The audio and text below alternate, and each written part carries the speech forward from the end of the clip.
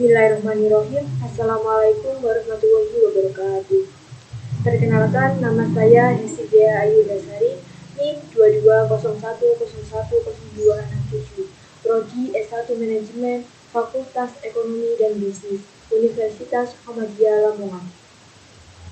Saya akan mempresentasikan hasil PPT saya, yaitu tentang menganalisis laporan keuangan di PT Adikarya Persero Tbk dan entitas anak.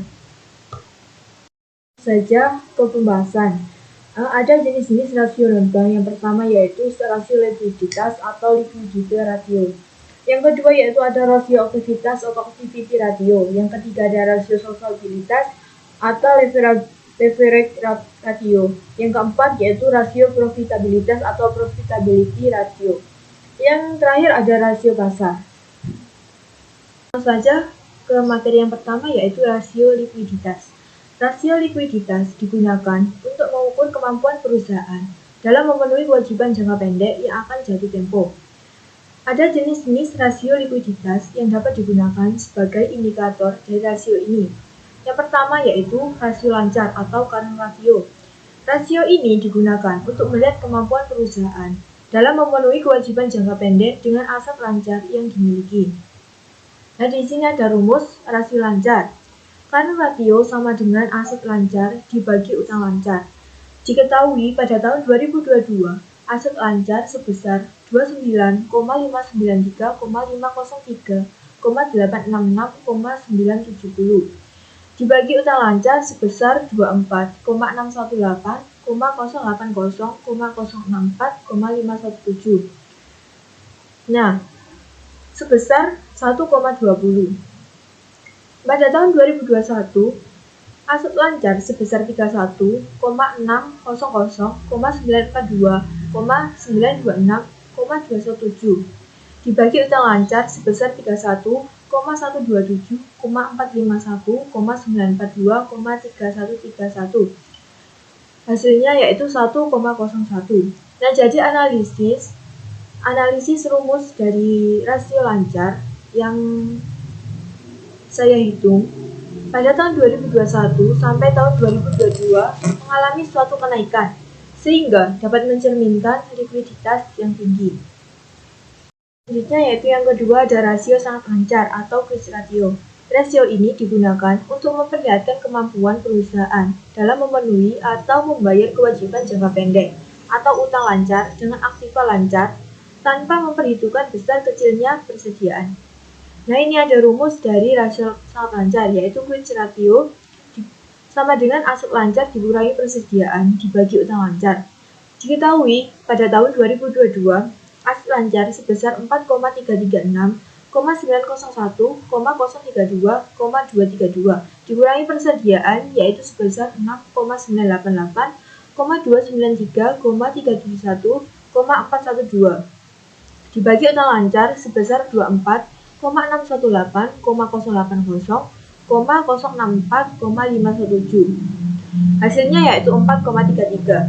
Nah, pada tahun 2021 aset lancar sebesar 3,152,278,749,730 dikurangi persediaan yaitu 7,451,040,279,223 dibagi utang lancar sebesar 31,127,451,942,313. Hasilnya yaitu 3,15. Nah, analisis dari perhitungan di atas yaitu pada tahun 2021 sampai 2022 mengalami kenaikan sebesar 1,18. Maka, perusahaan memiliki lebih banyak aset yang sangat lancar yang tersedia untuk memenuhi kewajiban jangka pendeknya. Yang nomor 3 yaitu rasio kas atau cash ratio. Rasio ini digunakan untuk mengukur seberapa besar uang kas yang tersedia untuk membayar utang jangka pendek. Nah, di sampingnya ini ada rumus dari rasio kas, yaitu kas ratio sama dengan kas tambah setara kas dibagi utang lancar. Diketahui pada tahun 2022, kas tambah setara kas sebesar 4,336,901,032,232 dibagi utang lancar sebesar 24,618,080,064,517 Hasilnya yaitu 0,17. Pada tahun 2021, kas plus setara kas sebesar 3,152,278,749,730 dibagi utang lancar sebesar 31,151,451,942,313. Hasilnya yaitu 0,10. Nah, jadi analisis dari perhitungan di samping tadi, dari hasil kesimpulan di samping dapat dilihat peningkatan dari tahun 2021 sampai tahun 2022 sebesar 0,07 menunjukkan bahwa perusahaan memiliki likuiditas yang lebih baik dari sebelumnya. Hal tersebut menyatakan bahwa perusahaan memiliki lebih banyak kas dan setara kas yang tersedia untuk memenuhi kewajiban jangka pendek. Selanjutnya yang keempat ada rasio perputaran kas. Rasio ini dapat digunakan untuk mengukur tingkat kecukupan modal kerja perusahaan yang digunakan untuk membayar tagihan dan membiayai penjualan. Rumus dari rasio perputaran kas yaitu rasio perputaran kas sama dengan penjualan bersih dibagi modal kerja bersih atau aset lancar dikurangi utang lancar. Diketahui pada tahun 2022, penjualan bersih sebesar 13,549,010,228,584 dibagi modal kerja bersih yaitu sebesar 4,975,802,453. Hasilnya yaitu 2,72. Dan pada tahun 2021, penjualan bersih sebesar 11,530,471,713,036 dibagi modal kerja bersih yaitu sebesar 473,490,983,904. Hasilnya yaitu 24,3. Nah, analisisnya jadi kesimpulan dari perhitungan di samping atau di atas ini bahwa pada tahun 2021 sampai tahun 2022 mengalami penurunan sebesar 21,58. Hal ini menunjukkan bahwa perusahaan tidak efisien dalam menggunakan modal kerja pada tahun 2022. Ini ada inventory to net working capital. Rasio ini digunakan untuk mengukur atau membandingkan antara jumlah persediaan yang ada dengan modal kerja persediaan. Nah, ini jadi rumusnya yaitu inventory to net working capital sama dengan persediaan dibagi modal kerja aset lancar ditambah utang lancar. Diketahui pada tahun 2022, persediaan sebesar 6,988,293,371,412 dibagi modal kerja yaitu sebesar 4,975,423,802,453. Hasilnya yaitu 1,40. Pada tahun 2021, persediaan sebesar 7,451,040,279,223 dibagi modal kerja yaitu sebesar 473,499,983,904. Hasilnya yaitu 15,7. Jadi analisnya yaitu penurunan rasio dari tahun 2021 menuju tahun 2022 menunjukkan bahwa perusahaan menggunakan modal kerjanya untuk membiayai persediaan pada tahun 2022. Oke, baik, selanjutnya ada rasio aktivitas. Rasio aktivitas atau yang sering disebut dengan rasio efisiensi merupakan rasio yang dapat digunakan untuk menunjukkan tingkat efektivitas perusahaan dalam menggunakan aktivitas yang dimiliki. Ada jenis-jenis rasio aktivitas yang dapat digunakan sebagai indikator dari rasio ini. Yang pertama ada perputaran piutang atau receivable turnover. Rasio ini digunakan untuk mengukur seberapa lama penagihan piutang yang dilakukan perusahaan dalam satu periode atau beberapa kali. Dana yang ditanam dalam piutang ini berputar dalam satu periode. Nah, ada rumus dari perputaran piutang ini, yaitu receivable turnover sama dengan penjualan piutang. Diketahui, pada tahun 2022, penjualan sebesar 13,510,010,228,584 dibagi piutang yaitu sebesar 2,163,378,900. Hasilnya yaitu 6,26. Dan pada tahun 2021, penjualan sebesar 11,530,421,713,036 dibagi piutang sebesar 1,811,044,036,818. Hasilnya yaitu 6,36. Dan ada day of receivable, yaitu 356 atau jumlah dalam 1 tahun dibagi perputaran piutang. Pada tahun 2022, 365 dibagi 6,26 sama dengan 58 hari. Pada tahun 2021, 365 dibagi 6,36 yaitu sebesar 57 hari. Nah, analisis dari perputaran piutang ini, yaitu dari perbandingan di atas dapat disimpulkan bahwa perusahaan tersebut mengalami penurunan dalam hal perputaran piutangnya. Oke, yang kedua yaitu perputaran persediaan atau inventory turnover. Rasio ini dapat digunakan untuk memperlihatkan beberapa kali perusahaan dapat mengkonversi persediaannya menjadi penjualan dalam 1 tahun. Nah, ada rumus dari perputaran persediaan yaitu inventory turnover sama dengan penjualan dibagi persediaan. Diketahui pada tahun 2022, penjualan sebesar 13,549,010,228,584 dibagi persediaan sebesar 6,988,293,371,412 yaitu sebesar 1,93.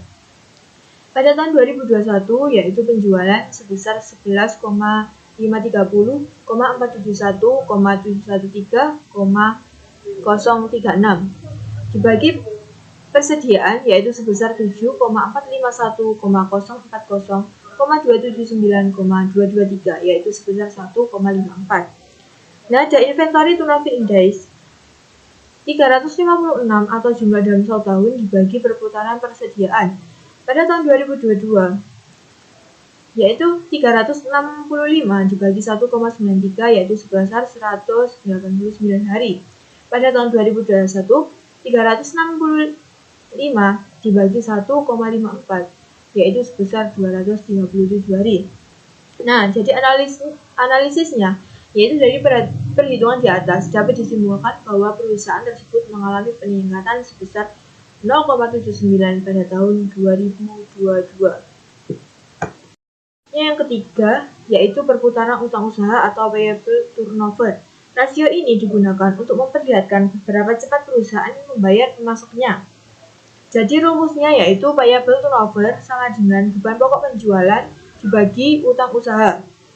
Diketahui tahun 2022 beban pokok penjualan sebesar 11,752,722,145,70 dibagi utang usaha yaitu sebesar 2,500,722,043,582 yaitu sebesar 4,69. Dan pada tahun 2021, beban pokok penjualan sebesar 9,774,045,780,098 dibagi utang usaha yaitu sebesar 2,473,550,642 yaitu hasilnya 3,95. Dan ada days payable outstanding 365 dibagi penjualan utang usaha. Dan pada tahun 2022, 365 dibagi 4,69 yaitu hasilnya 77 hari. Pada tahun 2021, 365 dibagi 3,95 yaitu 92 hari. Dan analisisnya dari perhitungan di atas, perusahaan tersebut mengalami peningkatan dalam bayar hutang pada tahun 2021 menuju tahun 2022. Selanjutnya yang keempat yaitu perputaran modal kerja atau working capital turnover. Rasio ini digunakan untuk memperlihatkan keefektifan dan efisiensi perusahaan dalam memanfaatkan modal kerja untuk menghasilkan penjualan atau pendapatan dalam satu periode tertentu. Nah, di sini ada rumus dari perputaran modal kerja, yaitu perputaran modal kerja sama dengan penjualan bersih dibagi modal kerja. Diketahui pada tahun 2022, penjualan bersih sebesar 13,590,228,584 dibagi modal kerja yaitu sebesar 4,975,423,802,453 yaitu hasilnya 2,72. pada tahun 2021 penjualan bersih sebesar 11,530,471,713,036 dibagi modal kerja yaitu sebesar 473,980,983,904. Hasilnya yaitu 24,3. Nah, analisisnya dari perhitungan di samping dapat disimpulkan bahwa perusahaan mengalami penurunan sebesar 21,58 pada tahun 2022. Selanjutnya nomor 5 yaitu ada perputaran aktiva tetap atau fixed asset turnover, merupakan rasio yang digunakan untuk mengukur seberapa efektif perusahaan dalam menggunakan aset tetap untuk menghasilkan penjualan. Nah, ada rumus dari perputaran aktiva tetap yaitu fixed asset turnover sama dengan penjualan bersih dibagi aset tetap. Diketahui tahun 2022 sebesar 13,590,010,228,584 dibagi aset tetap yaitu 2,073,906,857,572. Hasilnya yaitu 6,53. Nah, pada tahun 2021 yaitu penjualan bersih sebesar 11,530,471,713,036 dibagi aset tetap yaitu sebesar 2,151,181,675,985. Hasilnya yaitu 5,36. Nah, analisisnya yaitu dapat disimpulkan bahwa perusahaan mengalami peningkatan dalam perputaran aktiva tetapnya sebesar 1,17. Nah, ada rasio solvabilitas. Rasio solvabilitas atau sering disebut dengan rasio leverage atau rasio utang merupakan rasio yang digunakan untuk mengukur seberapa jauh aktiva perusahaan dibiayai oleh utang. Ada jenis-jenis rasio solvabilitas yang dapat digunakan sebagai indikator dari rasio ini. Yang pertama yaitu ada debit to asset ratio atau debt ratio, merupakan rasio utang yang digunakan untuk mengukur besarnya perbandingan antara total utang dengan total aktiva yang dimiliki perusahaan. Ada rumus dari debt to asset ratio, yaitu debt to asset ratio sama dengan total utang dibagi total aset. Diketahui pada tahun 2022, total utang sebesar 31,162,625,753,138 dibagi total aset sebesar 39,984,417,216,654. Hasilnya yaitu 0,77 atau 77%.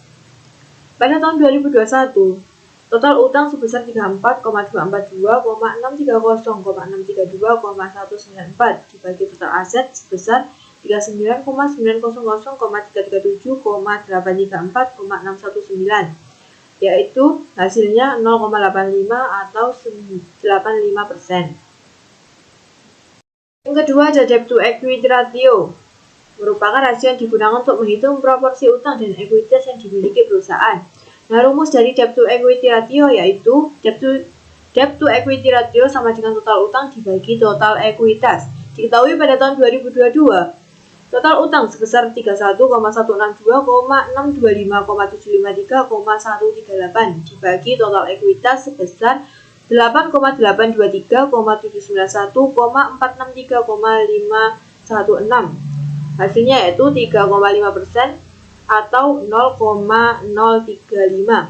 Pada tahun 2021, total utang sebesar 34,230,630,612,194 dibagi total ekuitas yaitu sebesar 5,657,702,202,425 yaitu sebesar 6,05% atau 0,0605.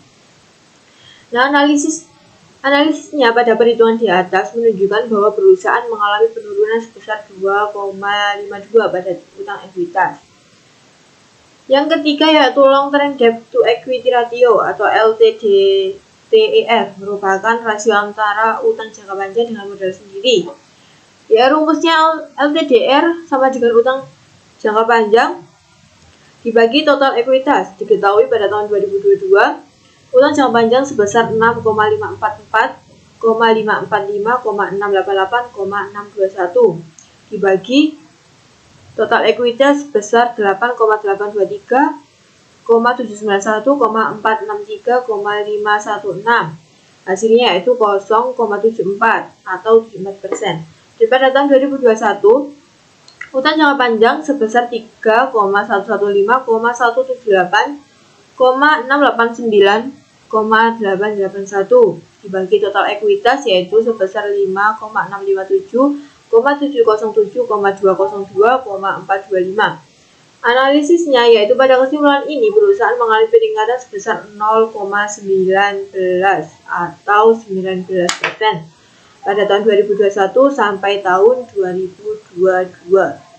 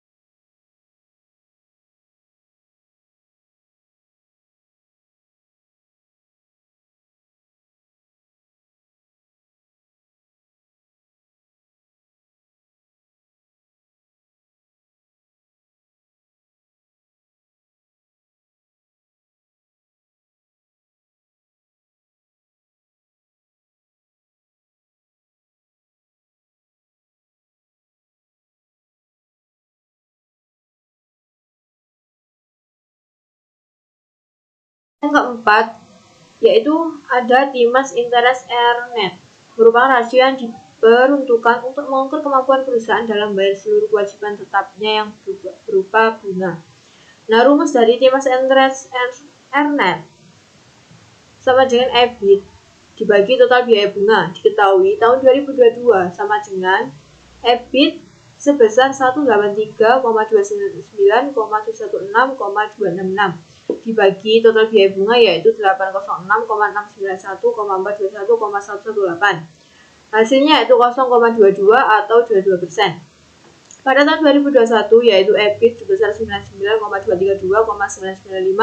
99,232,995,5372 dibagi total biaya bunga yaitu sebesar 864,488,781,253 yaitu hasilnya 0,11 atau 11%. Nah, dari analisisnya, dari hasil dianalisis menyatakan bahwa perusahaan mengalami peningkatan pada rasio tersebut sebesar 0,11 atau 11%. Selanjutnya ada rasio profitabilitas. Rasio profitabilitas adalah rasio yang digunakan untuk menilai kemampuan perusahaan dalam menghasilkan laba. Jenis-jenis rasio profitabilitas yang dapat digunakan sebagai indikator dari rasio ini adalah 1. Gross profit margin merupakan rasio yang digunakan untuk mengukur besar kecilnya laba kotor yang dihasilkan oleh perusahaan dari aktivitas penjualan. Rumusnya yaitu gross profit margin sama dengan laba kotor dibagi penjualan bersih. Diketahui pada tahun 2022 laba kotor sebesar 1,796,288,082,883 dibagi penjualan bersih yaitu sebesar 13,549,010,228,584.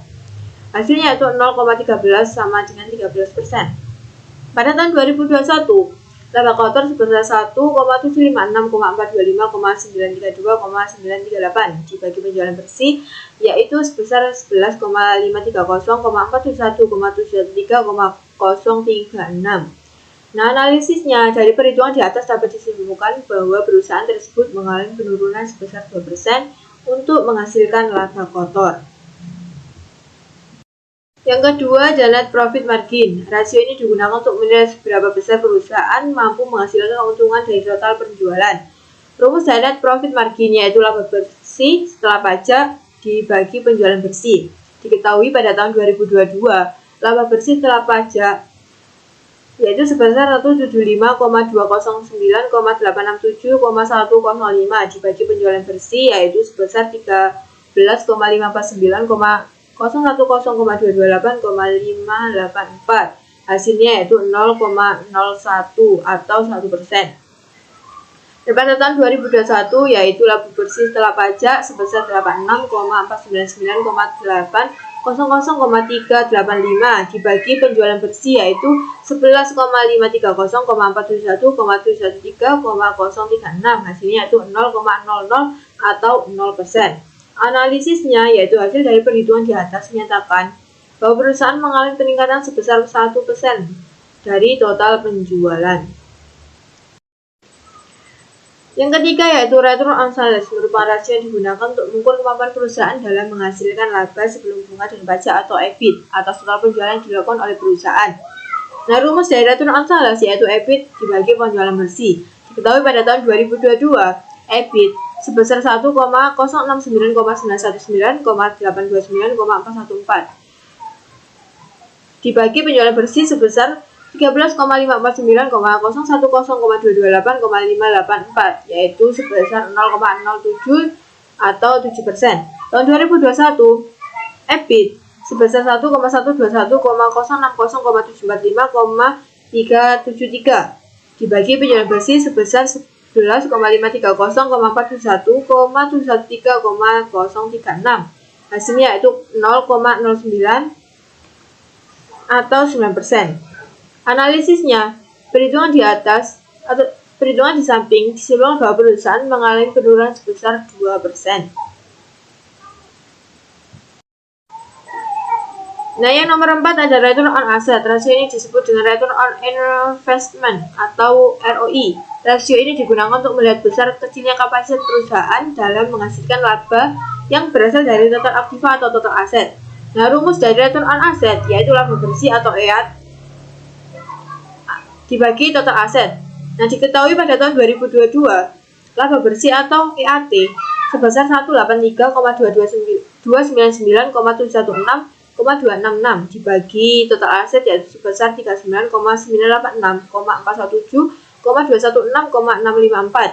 Hasilnya yaitu 0,00. Pada tahun 2021, laba bersih sebesar 99,232,995,537 dibagi total aset sebesar 39,937,834,619 hasilnya yaitu 0,00. Analisisnya yaitu jadi kesimpulan pada perhitungan di atas yakni pada rasio ROI pada tahun 2021 sampai 2022 perusahaan tidak mengalami penurunan maupun peningkatan. Selanjutnya yaitu ada rasio pasar. Rasio pasar merupakan suplemen rasio yang menghubungkan harga saham dengan laba, nilai buku per saham dan dividen. Nah, di sini ada jenis-jenis rasio pasar. Yang pertama yaitu 1 price earning ratio. Rasio ini merupakan perbandingan antara harga saham dengan laba bersih perusahaan, di mana harga saham sebuah perusahaan dibandingkan dengan laba bersih yang dihasilkan oleh perusahaan pada satu periode tertentu. Nah, rumus dari price earning ratio yaitu harga pasar per lembar saham dibagi laba per lembar saham.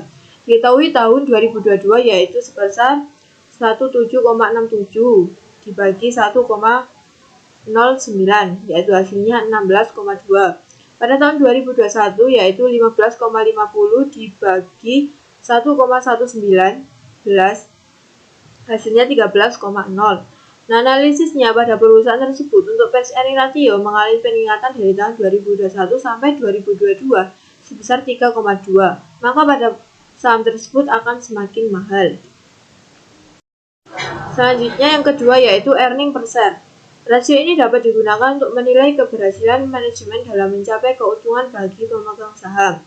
Nah, rumus dari earning per share adalah laba bersih atau EAT dibagi jumlah saham yang beredar. Nah, diketahui pada tahun 2022 yaitu sebesar 183,299,716,266 dibagi 167,379,132,429 hasilnya yaitu 1,09. Pada tahun 2021 yaitu sebesar 99,232,995,537 dibagi 82,866,755,067 hasilnya yaitu 1,19. Nah, pada analisisnya pada periode tahun 2021 sampai 2022 mengalami penurunan, maka nilai perusahaan tersebut semakin kecil, begitupun juga jumlah labanya akan semakin menurun. Baik, mungkin itu saja presentasi dari saya. Bila ada salah perhitungan atau salah ucapan dari saya mohon maaf yang sebesar-besarnya. Nun wal kolami wa masturun. Wassalamualaikum warahmatullahi wabarakatuh.